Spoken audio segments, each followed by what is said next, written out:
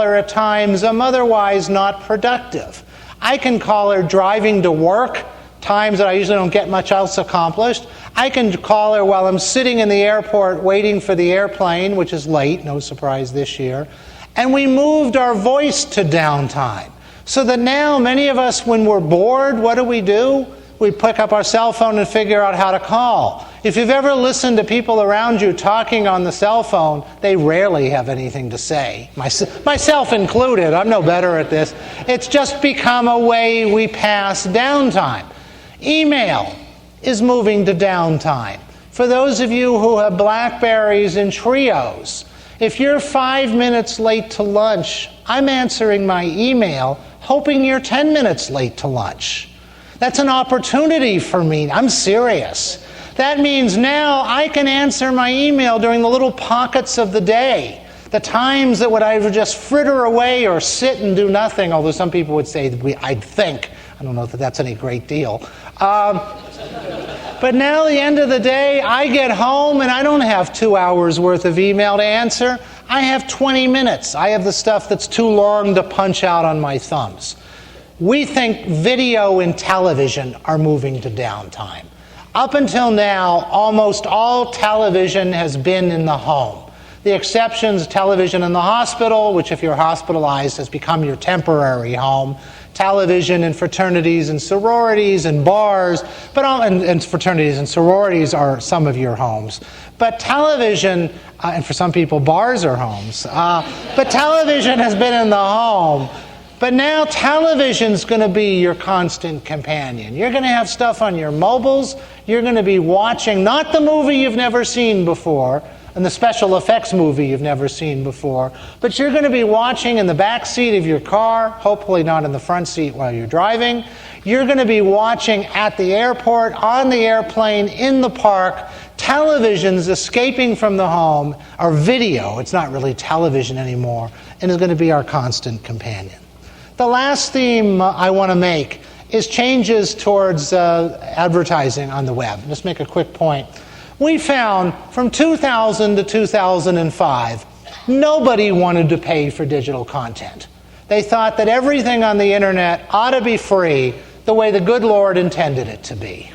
We understood that if you bought a book from Amazon, of course you paid for that, that's manufactured goods. But digital content was free. This attitude did not change for 5 years. And then in 2005, two things happened. People began to become a little disillusioned with peer-to-peer, with Kazaa and other services. They didn't give it up, but they found that a lot of it was filled with spyware, viruses, phantom songs. It became, for many of us, a pain. That was coupled with the availability of the first easy-to-use, reasonably priced alternative, iTunes. And iTunes, reasonably priced, at the same time that iTunes surfaced, ABC was selling episodes of Desperate Housewives and Lost for $1.99, which may seem reasonable, but if you think about it, that's $1.99 for this week's Lost, and then you have to spend it next week, and the week after that, and the week after that. That's a lot of money compared to a song which you can buy for 99 cents that you may keep the rest of your life. So iTunes began to change this. The music companies, I don't have to tell you this, had buried their heads in the sand. One of the companies I work with, Sony, and I love Sony. Sony's the company that should have invented the iPod.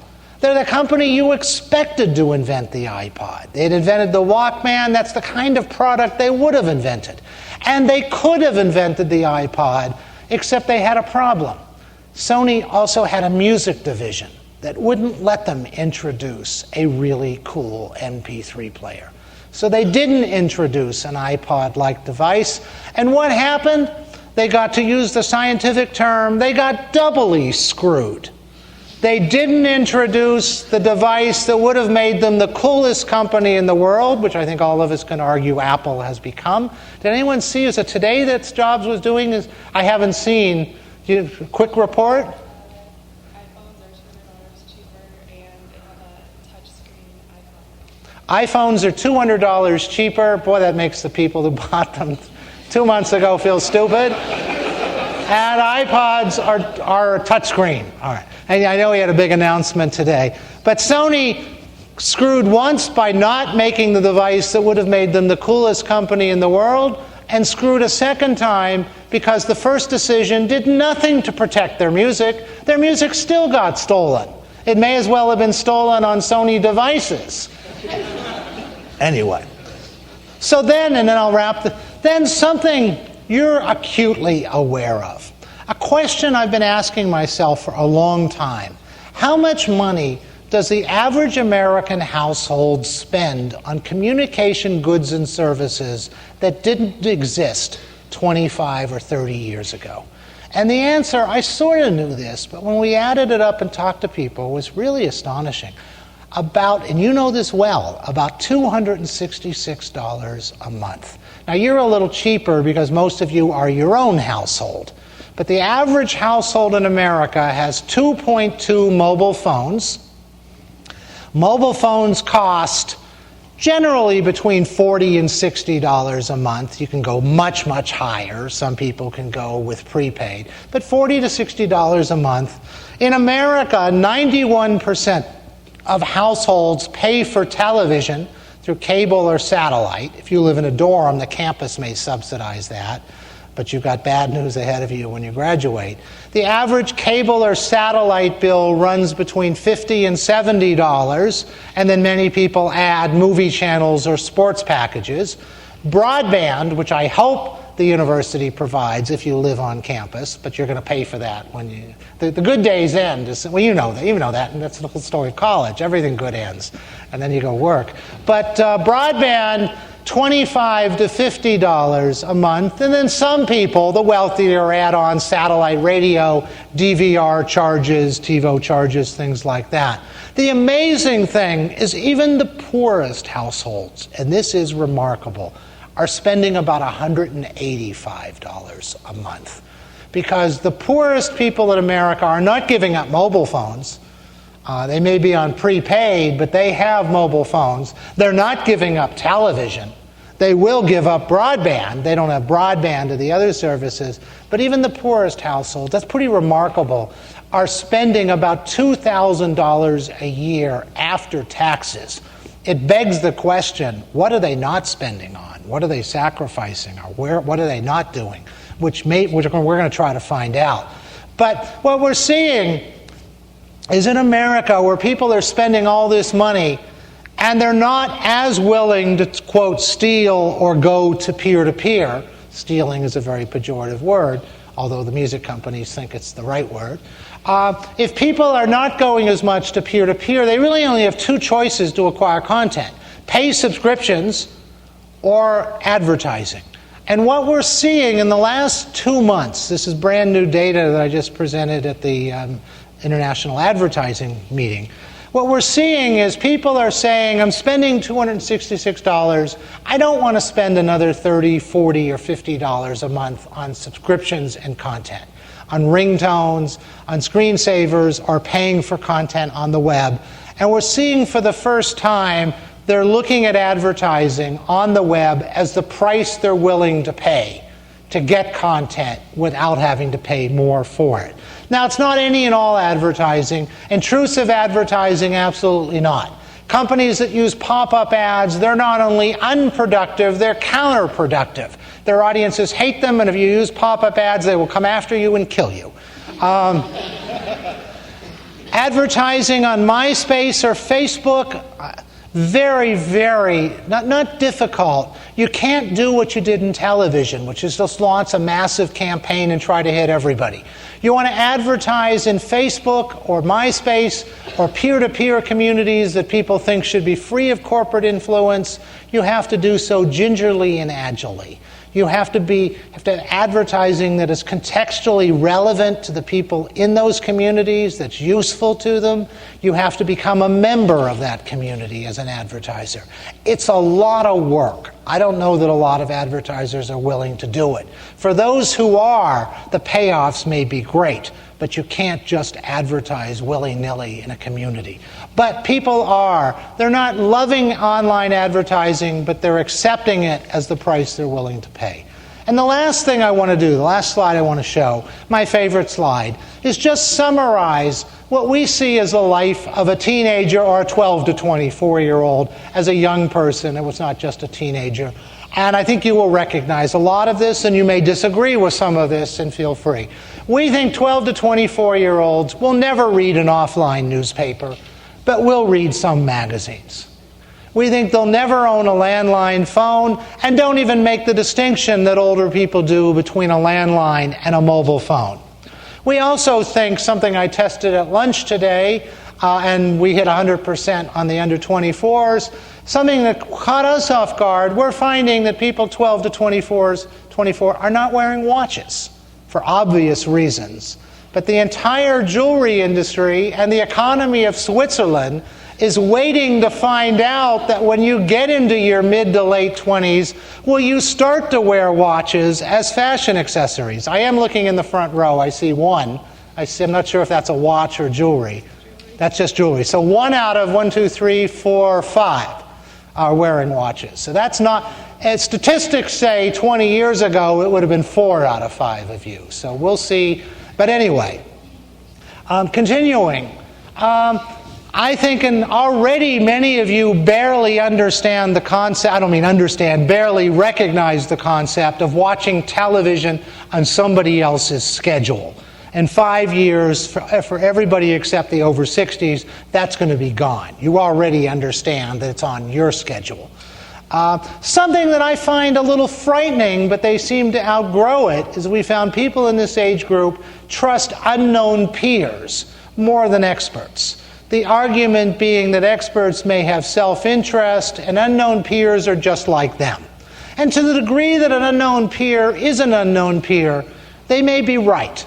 The problem is we learned with Lonely Girl on YouTube that she wasn't a lonely 17-year-old girl, but the creation of Creative Artists Agency, one of the biggest talent agencies in Hollywood. And as we learn, you're much better. You know this isn't an issue for you, but for your younger brothers and sisters, some of those people, those quote peers, may be predators or scammers. We also know for the first time 12 to 24-year-olds are showing some willingness to consider paying for digital content. Downloading for free from peer-to-peer is not gone, but we've seen some changes. Another quality we see that seems to be outgrown is not all that much interest in the source of information. Much of the information is aggregated on Google or Yahoo or RSS feeds, and if you are typical, and you'll have to tell me if you're typical, most people aren't looking at where the information comes from.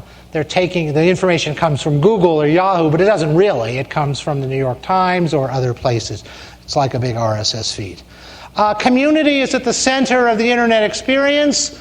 Cannot overemphasize this. Online communities, first thing we've ever seen that causes people to log onto the internet more than to check their email. We think community frames the entire internet experience, gets built into portals, and I told you earlier how important people think it is. Something about younger people that I think is actually charming, and I don't mean that, and I'm not condescending at all towards people in your age group who I have continued to be incredibly impressed with, and found that your interest in news, for example, is higher than any teen or younger generation in the last 70 years. But I think it's charming that younger people think they're, and you, if you're typical, think you are not affected by advertising or brand. Nothing could be further from the truth. Just look at the iPhone and the iPods. But I think it's charming that younger people think they're not. And I don't mean charming in everything moves to mobile. Everybody in the world gets this except Americans. We are a third world country where mobile phones are concerned. Any of you who have traveled know this. In the rest of the world, they're using their mobile phones in subways. In Estonia, they're buying Cokes out of machines. In Sweden, they're paying for parking meters. In Japan, you walk out of an office building at lunchtime and your mobile phone shows you all the restaurants in a 2-block radius that have tables available. We can barely get our mobile phones to work above ground for voice communication.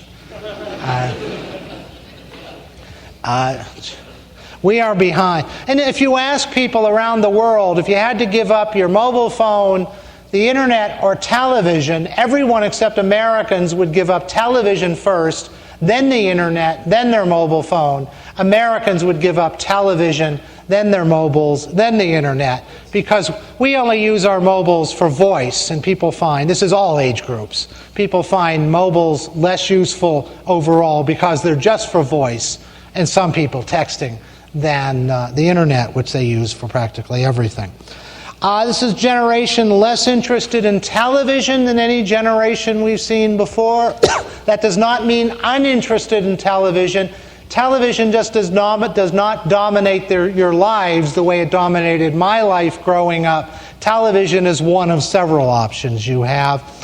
Generation wants to move its content freely from platform to platform, irrespective of restrictions.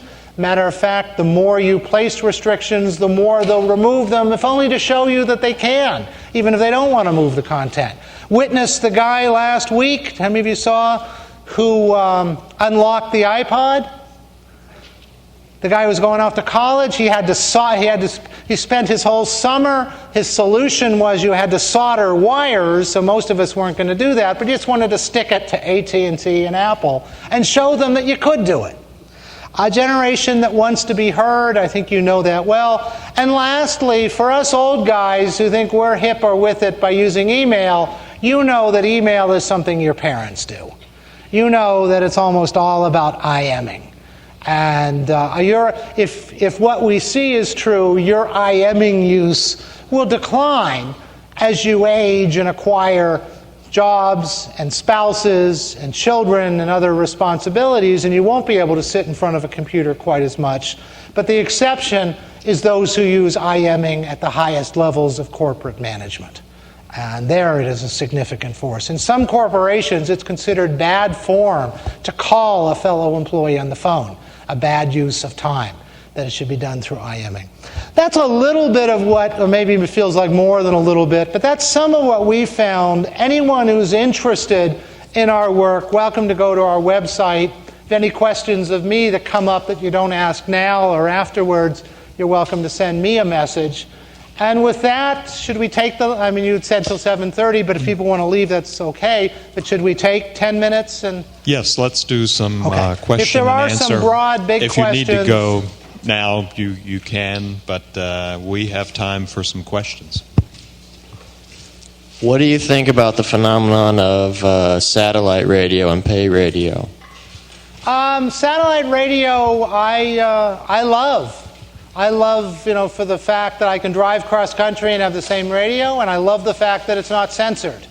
I think if Sirius and XM are allowed to merge, I think satellite radio will have a great permanent future. If they don't, I think it may be a little bit in question. But I'm a big fan of satellite radio.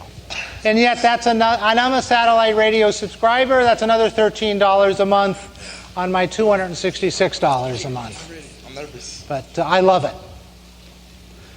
I actually don't, here I'm being political. I don't want the government telling me what I can and cannot hear. I want to decide what I can and cannot hear. And some of what I hear on satellite radio offends me.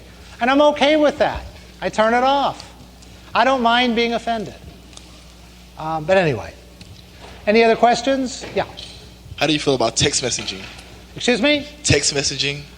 Text messaging and the rest, text messaging is the second biggest use of mobile after phone. About 60% of Americans text message. In Finland, 98% of people. Text messaging is a way of life in the rest of the world. It's a bit of a way of life for many of you. Tell you the most phenomenal piece of information I ever learned about text messaging. I was in, most of you text message, unless you have a dedicated keyboard, most of you are text messaging. Each key is 3 letters, depending whether you hit it 1, 2, you know this well. So Ericsson, one of the biggest mobile phone manufacturers, had a contest to see how fast people could type text. And of course, the answers were phenomenal. But they were so intrigued that in South Korea, this just blows me away. In South Korea, they have found, Ericsson now sells an accessory for teenagers who are so good at texting that they want a cell phone keyboard to attach to their computer because they would prefer to type on a cell phone 10-button keypad than a QWERTY keyboard. They're actually faster and more comfortable. Because, they can do, I really, when I call myself an old guy, I'm not just being modest. Old guy's anyone over 25. But as an old guy, when I'm typing on a mobile phone, it's sort of 1, 2, ooh, damn it. And they're doing it without even looking. I mean, they are phenomenal. So there are South Koreans who would rather type letters on a mobile phone texting keyboard than a QWERTY keyboard. Texting is the real deal. Yeah. What do you think is the future of brick and mortar shopping malls with the increase of the internet usage here in the United States? Well, first, brick and mortar shopping malls and stores have been threatened before the internet by Walmarts and Costco's, and mom and pop bookstores have been threatened by Barnes and Noble and Borders and things like that. So we've seen, and the great department stores I grew up with, who were the big advertisers in newspapers, are consolidating all over the country, whereas most communities used to have, I'm sure Iowa and Des Moines are the same, used to have 4 or 5 different department store chains. Now there's really down to about 2. So that's before the internet. I think the internet's causing more consolidation, but I don't think those will disappear. But you may not have to. Now, I live in Los Angeles, which is huge geographically and population. We may not have 40 Macy's in the Los Angeles area. We may go down. People will still want to go to Macy's, but there may be 5. I mean, I think you want to talk about stores that are going to change. The automobile business. There's almost no one in America who buys a new car on the internet. And yet there's almost no one in America who buys a new car without going on the internet, reading reviews, looking at prices, and comparing information. So that now we walk into a dealer, and the entire buying process has changed.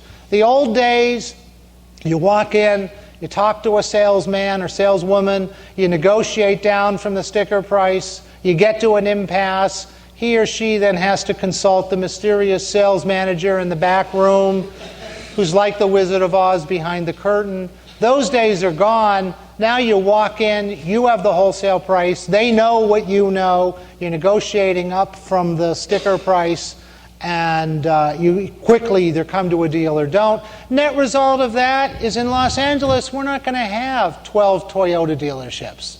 We're going to have 3. You may have to drive a little further, and those dealerships are going to be places you test drive the car and you get your car serviced. They probably aren't even going to have salespeople anymore. They're just going to be people who are paid to let you drive. I think some brick and mortar will move in that direction. But sometimes, just as we like to go to television without knowing where we're going, many of us like to go shopping without knowing what we're looking for. And we will still want to go to malls, but those big malls, there may only be 2 of them in Des Moines, 1 in Ames, and 8 or 10 in Los Angeles. So you may have to drive a little further and go, but there's always going to be a bookstore you go to when you don't know what book you want. And if you know what book you want, you can probably just go online and order it. So I think brick and mortar survives, but changes. And many of you, I won't go into great detail here, many of you may be familiar with Chris Anderson, the editor of Wired, his argument about the long tail. The problem with record stores is they only stocked the top 40 hits. Bookstores only top the big bestsellers, and now through the internet you can buy a book that's been out of print for 15 years. You can buy, you can just buy all kinds of things. Incidentally, the most remarkable thing I've seen this year, New York Public Library was demonstrating this. Printing on demand machines, where a genuine book, not a photocopy, a book bound that looks like a book, a 300-page book can be printed in 7 minutes. So it means publishers don't have to print thousands of books. And it means if you want a book, you send an email or you call Barnes & Noble and they'll print it while you're driving in. And for me as an author, it means I can update my book every single day if I want. that the book is on my computer and they print it off of an electronic copy and I can update my book. My book now becomes like a computer programming version 2.17, and then when I do a major revision it becomes version 3.0. You'll have to decide when you're going to buy a new one and all that, but printing on demand is a really interesting business. I was interested what you think the next shift of the web will be. Like right now there's Web 2.0 that's like social networks and user-generated content. Do you think there will be a Web 3.0? And what do you think that would be? Of course, if I could really predict what was happening, we wouldn't be talking here at Iowa State. I would have invited you all to my private island. But I think the next huge shift is what I said already, but on mobile. I think everything moving to mobile. Social networks already are. I think the whole world on mobile. I also think the United States and a few other developed countries are going to be the only PC-centric societies on Earth. I think as the other 96% of India goes online, it's going to be through mobile. I think the real future is having everything with you all the time, everywhere. Some people go even further and say you're going to weave the internet into your clothing. I don't know about all that stuff. I'm fascinated on the subject of clothing. The interesting thing about mobile is people who love their mobiles, they give their mobile phones names, screen savers, ringtones. Some people buy them clothes. They actually outfit, and then we throw them away in a year. So anyway. Be happy to take a couple last questions. What do you think will be the future of movie industry? Movies? Movie industry. Movie industry, I already said, is a small, tiny industry. Movies in theaters, what we call theatrical movies, is already a tiny business compared to what it was. I think we've overbuilt screens in theaters, and we may see some of those disappear. But I think movies will always be with us. I said how much effort they require, how expensive they are, but movies are the greatest social experience many of us have as daters. Going out, having things to talk about, seeing things on opening night with other people. I think movies are going to stay as significant as they are now, which is much less significant than they used to be, but as significant as they've been the last 50 years. I think movies aren't going anywhere and continue to do well. Hopefully, I mean, we go through cycles. The cycle of 2007 was the three-peats. And I think most of us would agree that most of those third episodes weren't very good, so Hollywood's going to discard those for a while and then go through. But movies are going to do just fine. Okay, so you talked for a fair amount of time on commercials on television, and also talked about PVRs. Well, there's open source software. It's called MythTV that will automatically skip over commercials. So I was curious if you've kind of considered the phenomena of just being able to completely skip over commercials. And then kind of as a different side question, have you looked at all about the phenomena of open source software creation in those sorts of communities? On commercials, I mean, I just echo, I've been saying this for a long time, but I'm not the source of this. The 30-second commercial we know is dying. I mean, we've known that. When the commercial comes on, you're not watching it. You're going to the kitchen, the bathroom, changing the channel. If you have a TiVo, you're fast-forwarding. So we've known the 30-second ad is on its way out. The whole industry doesn't know where it's moving to. What are the answers? Product placement, a tiny part of the solution. Most of us are too cynical.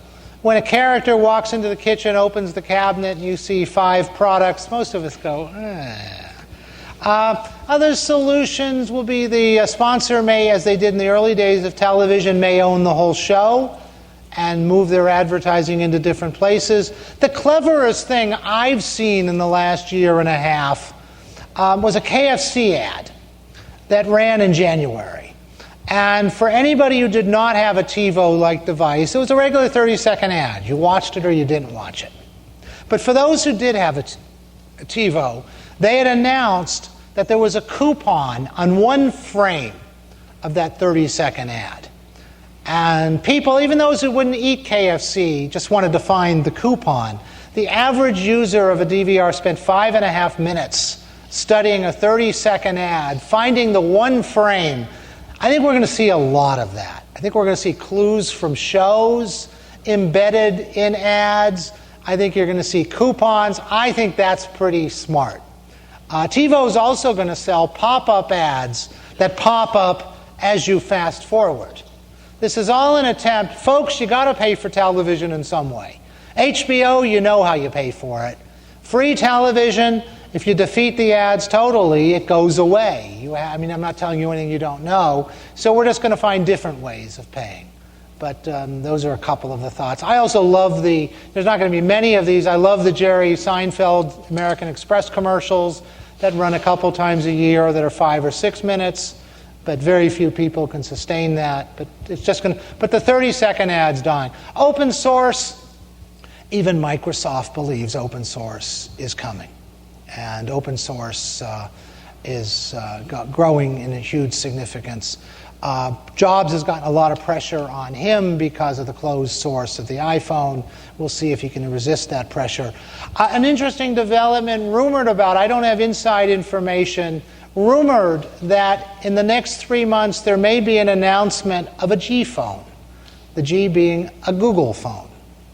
And it will be really interesting to see if Google gets into the mobile phone space, and if they do, what they do with it. So, should we take one more question? I think we have one more question over here, and then and I'll maybe hang you can around come for a down. few minutes answering if there's any others who didn't get called on.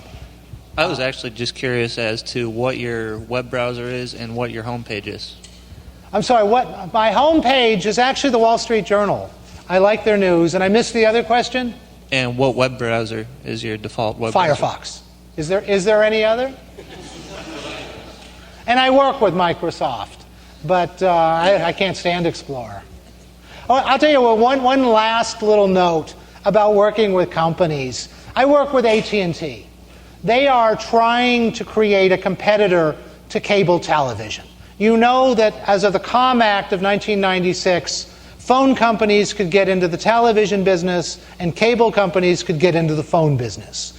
And you probably know that cable companies now offer phone service. Well, it's taken them a long time, but the phone companies are now offering competition to cable television. Verizon has Fios, AT&T has Uverse. And I happen to believe in competition. I think it's good.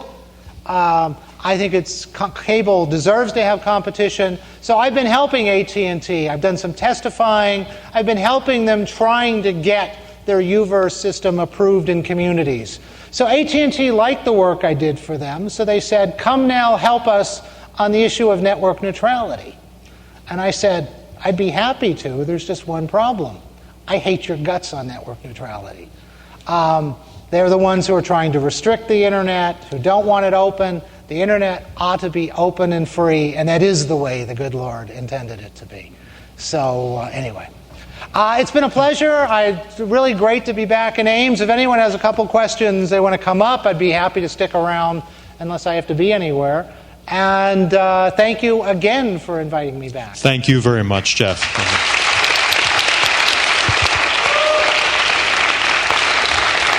Thank you.